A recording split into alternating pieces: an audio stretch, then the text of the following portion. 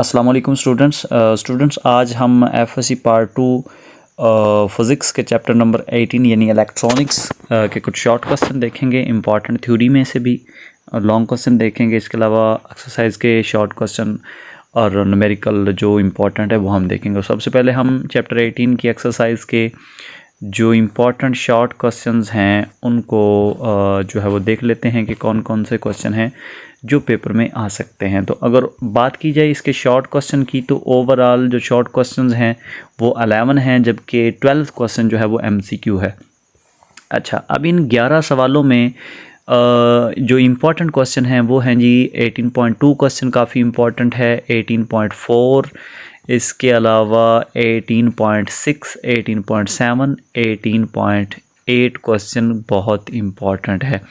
और इसके अलावा 18.10 क्वेश्चन जो है वो भी पेपर में आ सकता है। तो ओवरऑल देखा जाए तो इस चैप्टर की एक्सरसाइज के शॉर्ट क्वेश्चन सारे ही इम्पॉर्टेंट हैं। चंद क्वेश्चन ऐसे हैं जो कि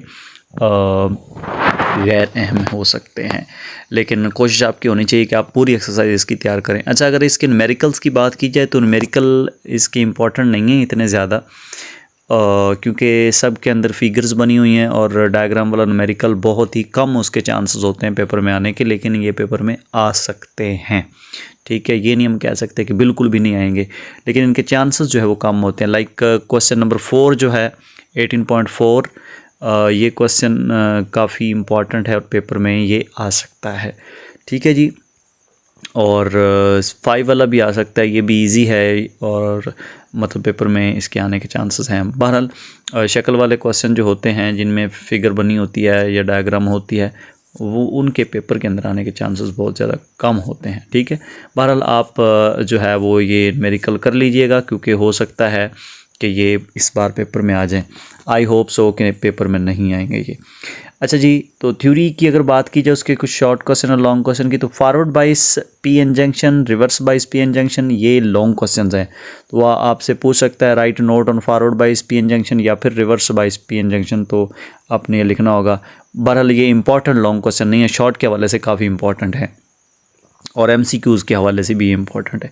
अच्छा, उसके बाद long question, important long question है जी हाफ वेव रेक्टिफिकेशन और फुल वेव रेक्टिफिकेशन। ये दो अलग अलग लॉन्ग क्वेश्चंस हैं जी। कभी ये हाफ वेव भी पूछ लेते हैं, कभी फुल वेव पूछ लेते हैं।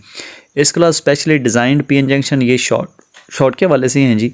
लाइट मीटिंग डायोड यानी एलईडी, इसके अलावा फोटो डायोड, इसके यूज़ पूछ सकते हैं, इसका ऑपरेशन के बारे में पूछ सकते हैं, कैसे ऑपरेट करता है। फोटोवोल्टाइक सेल, ये भी शॉर्ट के हवाले से है। राइट नोट ऑन ट्रांजिस्टर वैसे आ सकता है, बट ये इतना इंपॉर्टेंट नहीं है, शॉर्ट के हवाले से काफ़ी इंपॉर्टेंट है। इसकी टाइप्स भी आपने तैयार करनी है।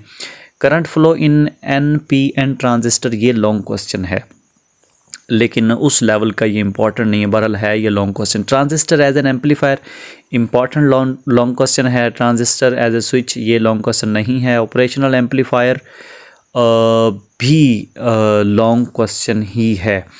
अच्छा, लेकिन इतना इंपॉर्टेंट नहीं है। बहरहाल ये 18.8 क्वेश्चन जो है ना, ऑपरेशनल एम्पलीफायर एज इन्वर्टिंग और operational amplifier as non inverting यानी 18.9, 8 और 9, ये दोनों क्वेश्चन काफ़ी इंपॉर्टेंट है, लॉन्ग के हवाले से इंतहाई अहम है। अच्छा जी, ऑपरेशनल एम्पलीफायर एज कंपैरेटर बिल्कुल भी अहम नहीं है, लेकिन शॉर्ट और एमसीक्यू के हवाले से काफ़ी इंपॉर्टेंट है। कंपैरेटर भी इसको हम कह सकते हैं एमसीक्यू शॉर्ट के हवाले से इंपॉर्टेंट है। डिजिटल सिस्टम जो होते हैं ये खैर होते तो इम्पॉर्टेंट हैं, बहरहाल ये चूँकि आपने मैट्रिक के अंदर किए होते हैं इसलिए इनमें कोई प्रॉब्लम तो आपको होता नहीं है। बहरहाल इनको आप एक दफ़ा देख लीजिएगा लॉन्ग के हवाले से, किसी एक गेट के ऊपर या दो गेट्स के ऊपर जो है वो आपसे नोट पूछ सकता है। अच्छा जी, उसके बाद एप्लीकेशंस हैं, तो वैसे ये है लॉन्ग क्वेश्चन लेकिन गैर अहम है। तो इसमें जितने भी लॉन्ग क्वेश्चन या शॉर्ट क्वेश्चन इंपॉर्टेंट थे वो मैंने आप लोगों के साथ शेयर किए। होप्स हो कि वीडियो आप लोगों के लिए हेल्पफुल साबित होगी। वीडियो अच्छी लगी तो वीडियो को लाइक लाजमी करें। Thanks for watching. अल्लाह हाफिज़।